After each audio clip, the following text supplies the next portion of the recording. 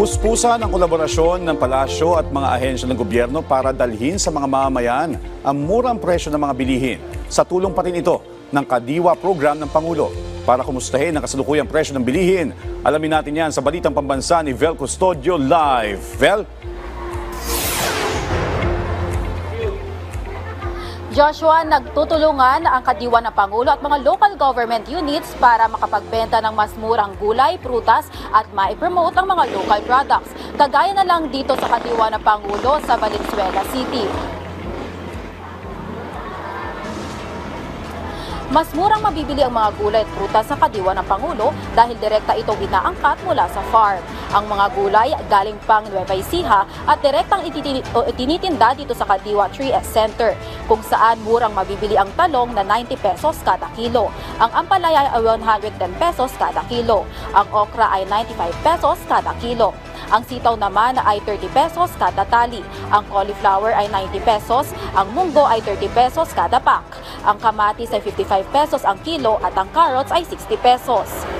Habang fresh from Pangasinan naman ang prutas. Ang Indian mango ay 65 pesos kada kilo. Ang avocado ay 180 pesos kada kilo. Ang dragon fruit ay 210 pesos ang kilo. Ang strawberry ay 100 pesos kada pack at ang pakwan ay 60 pesos. Bukod dito sa Valenzuela City, bukas na rin ang Kadiwa ng Pangulo sa Quezon City, Patbok. Sinusuportahan din ng mga LGU ang Kadiwa ng Pangulo sa mga probinsya. Kagaya na lang sa Noveleta sa Cavite na alas 6 pa lang ng umaga ay bukas na. Habang mag-a-award naman ng Kadiwa Store at Kiosk ang mga regional offices ng Department of Labor and Employment sa ilang mga organisasyon ng manggagawa.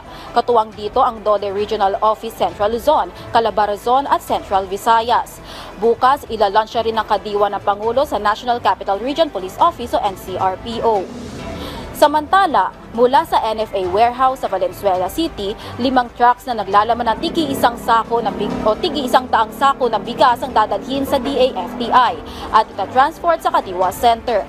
Ayon sa FTI, 2 truck ng Kadiwa ang nakaabang para dalhin sa Pangasinan at Aurora. Joshua, dito naman sa Valenzuela City, itong broccoli ay mabibili lang ng 100 pesos kada kilo. Kung bibilhin nyo siya sa palengke ay umaabot siya ng 100 pesos kada kilo. Habang ito namang patatas ay mabibili lang dito ng 80 pesos.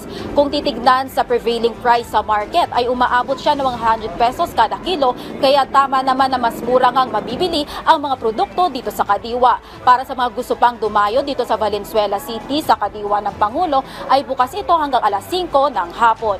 Mula sa People's Television Network, Vel Custodio, Balitang Pambansa. Maraming salamat, Vel Custodio ng PTV Manila.